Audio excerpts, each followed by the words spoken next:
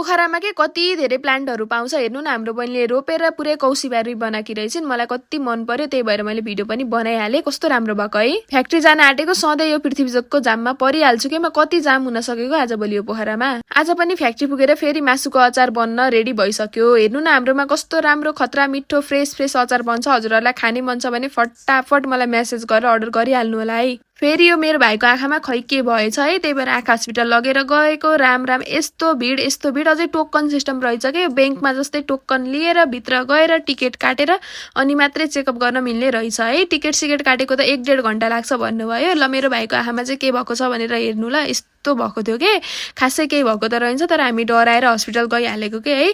म फेरि कता रुख छ भनेर त्यही रुखको मुनि खोजेर बस्न गएँ है। घरि भित्र घरि बाहिर गएर कुर्दा बल्ल र तल्ल पालो आयो है। त्यहाँको काम सकिसके पछाडि फेरि म यसो मार्केटतिर गएँ कि त्यो अचार बनाउन लागेको अदुवा नभेट्टा र अदुवा खोज्नलाई गएको के अरे।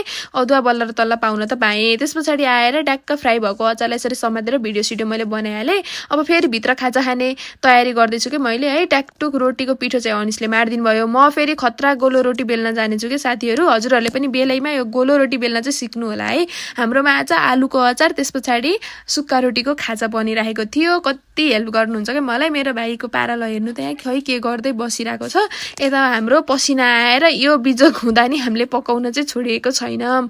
खाना खाने बेलामा पनि चस्मा लगाएर कसले खान्छ भन्ने सोच्नुहुन्छ भने उहाँले चाहिँ खानुहुन्छ है। उहाँको यो चस्मा खै कसले गिफ्ट दिएको रहेछ। छोड्दै नछोड्ने के मरि काटे छोड्नुहुन्न। अनि यति खाइसके पछाडि त फेरि पानी पर्न थाल्यो। थाहा पाउनु भयो नि बिहानको मौसम र अहिलेको मौसम कति फरक छ। पानी परिसके पछाडि मलाई बस्न झ्याउ लाग्यो, त्यही भएर रेनकोट लाएर म सिधै हाम्रो ग्रिन गार्डन रेस्टुरेन्टमा पुगेँ।